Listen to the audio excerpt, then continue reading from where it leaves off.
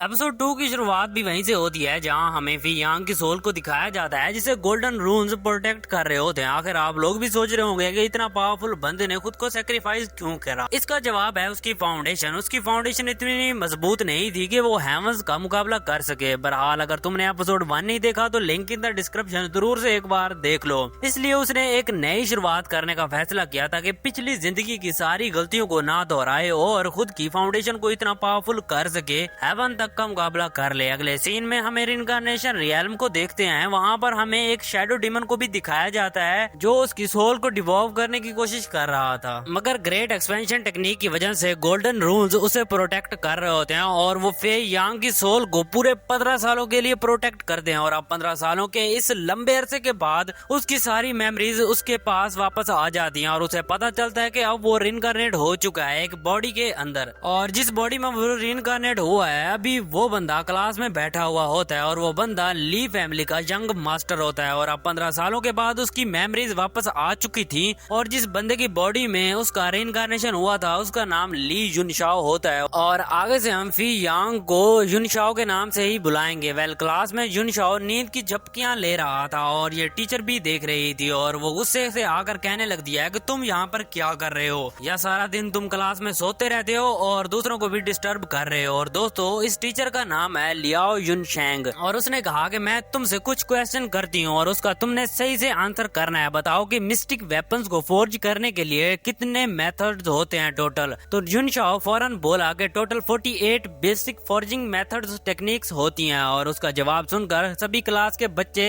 हंसने लगते हैं और एक बंदा तो कहने लगा कि यार तू क्लास में थोड़ा कम सोया कर, सारा दिन तो तू सोता रहता है, पढ़ाई पर तेरा ध्यान ही नहीं है। लेकिन टीचर उस बंदे का मुंह बंद करवाते हुए कहा कि उसने बिल्कुल सही जवाब दिया। आज से तकरीबन 60 साल पहले एंशिएंट मेथड में टोटल 36 फोर्जिंग टेक्निक्स थी, मगर एक मार्शल एम्परर ने 12 टेक्निक्स ऐड करके टोटल 48 बेसिक टेक्निक्स बना दी। और वो मार्शल एम्परर काफी ज्यादा पावरफुल था और आज तक कोई भी उस कल्टीवेशन की चोटी को टच नहीं कर पाया। और जो बुक मैं तुम्हें पढ़ा रही हूँ उसमें मास्टर यांगनी ने 12 टेक्निक्स का जिक्र ही नहीं किया, क्योंकि वो 12 टेक्निक्स को कोई भी बंदा इतनी जल्दी से नहीं सीख सकता, इसलिए उन्होंने सिर्फ बेसिक मेथड थी इस बुक में लिख कर दिए हैं। दरअसल 60 साल पहले फी यांग ने ही सारी टेक्निक्स को बनाया था और आज युनशाओ की बॉडी में रहकर दोबारा से वो अपनी बनाई हुई टेक्निक्स को सीखेगा। युनशाओ ने उस बुक की तरफ देखा और उसे पता चल गया कि ये उसके डायरेक्ट डिसाइपल यांगडी ने लिखी है। और आखिरकार 15 सालों के बाद उसकी सारी मेमोरीज वापस आ चुकी हैं और अब उसे सिर्फ एक ही काम करना है, अपनी पावर्स को और ही ज्यादा नेक्स्ट लेवल पर लेकर जाना। और तभी एक बंदा कहने लगा जो उससे काफी ज्यादा जेलस हो रहा था कि तुमने बस सिर्फ एक ही सवाल का सही जवाब दिया और इससे कोई जीनियस नहीं होता। तब युनशैंग ने युनशाओ से एक और सवाल किया और वो कहने लगी कि मिस्टिक वेपन्स को फोर्ज करने के लिए फर्नेस में सेलेस्टियल क्रिस्टल सैंड को क्यों डाला जाता है, और अगर तुमने इस सवाल का सही जवाब दे दिया तो तुम मेरी क्लास में कभी भी किसी भी टाइम सो सकते हो, तुम्हें कोई भी कुछ नहीं कहेगा। और अगर तुमने इसका गलत जवाब दे दिया तो तुम्हें पूरे 10 दिन बाहर खड़े रहना होगा रोजाना आकर। लेकिन तभी टियानशाओ किंगडम की प्रिंसेस रूशाओ कहने लगी कि ये तो काफी ज्यादा आसान क्वेश्चन है और आपको लगता है कि इसका जवाब वो नहीं दे पाएगा, इसलिए आप उसे जबरदस्ती पनिश करना चाहती हैं। उतने में वही बंदा लानफिंग कहने लगता है कि अगर तुम्हें सवाल का जवाब नहीं पता तो चुपचाप बाहर जाकर खड़े हो जाओ। तभी सबको हैरान करते हुए युनशाओ कहता है कि क्या वाकई ही मिस्टिकल वेपन्स को फोर्ज करने के लिए क्रिस्टल सैंड की जरूरत पड़ती है, मुझे तो ऐसा नहीं लगता। जो सुनकर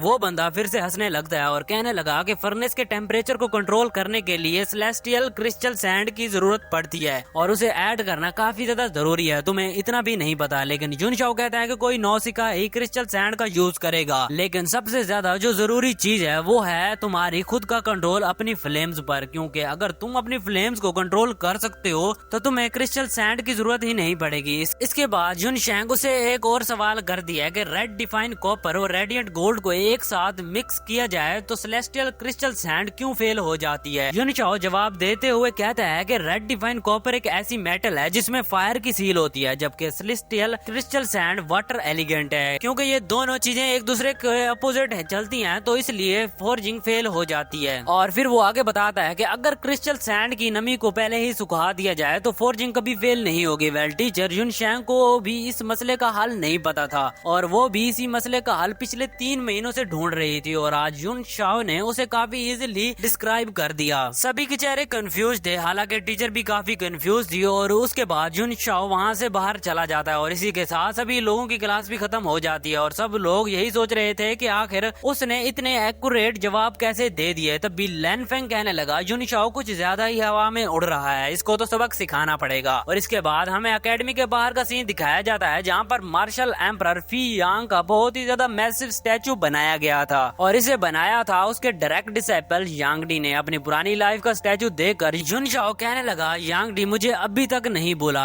डिसाइपल हो तो यांग डी जैसा, मगर अब ये कॉन्करर मार्शल एम्परर टाइटल काफी पुराना हो गया, कुछ नया सोचना चाहिए था यांग डी को। लेकिन तभी उसकी तरफ बड़ी ही तेजी से एक सोड आते हुए दिखाई देती है। बहरहाल जुन शाओ ने उस अटैक को डॉज तो कर लिया पर उस अटैक को डॉज करने में उसे काफी सारी मेहनत करनी पड़ी। जुन शाओ कह रहा था कि ये बॉडी बहुत ही ज्यादा कमजोर है, लेकिन तभी उसे बुली करने वाले बंदे सामने आ जाते हैं। वो कह रहा था कि मास्टर ली जुन शाओ ने अल्केमिस्ट की स्टडी कब से शुरू कर दी है, हमें तो काफी हैरानी है कि तुम्हारे जैसा ब्लॉक मेंडेरियन वाला बंदा भी अल्केमिस्ट बनने का ख्वाब देखता है। जुन शाओ कहने लगा मुझे लगता है कि तुम सभी को कोई भी काम नहीं है जो तुम मुझसे पंगे लेने के लिए आ गए। मगर अब ये सुनकर लानफिंग को बहुत ही गुस्सा आ गया, लेकिन तभी रू शाओ बीच में आ गई और वो कह रही थी कि लगता है कि तुम एक बात भूल रहे हो कि एकेडमी में एक दूसरे के साथ फाइट करना सख्ती से मना है और अगर तुमने इन रूल्स को ब्रेक किया तो तुम्हें पनिशमेंट दी जाएगी। पर लानफिंग कहने लगा कि प्रिंसेस आपको परेशान होने की कोई जरूरत नहीं है, मैं तो सिर्फ अपने दोस्त जुन शाओ के साथ फ्रेंडली फाइट करना चाहता हूँ। मगर उसके गलत इरादे तो सबको पता थे और उतने में ही जुन शाओ की नजर उस बंदे के पास लगे 5 कलर वॉइड स्टोन पर पड़ती है और उसे देखते साथ ही उसे एक बात याद आ गई कि इससे बॉडी काफी ज्यादा मजबूत हो जाती है।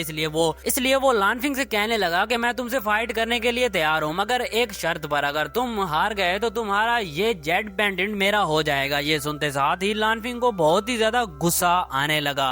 और अब इसी के साथ ये एपिसोड यहीं पे खत्म हो जाता है। उम्मीद है तुम्हें एपिसोड पसंद आया होगा। एपिसोड पसंद आया तो वीडियो को लाइक करके चैनल को सब्सक्राइब करके जरूर देना और एपिसोड 1 नहीं देखा तो लिंक इन द डिस्क्रिप्शन जरूर से जाकर वॉच कर लो। तब तक के लिए बाय बाय एंड टाटा।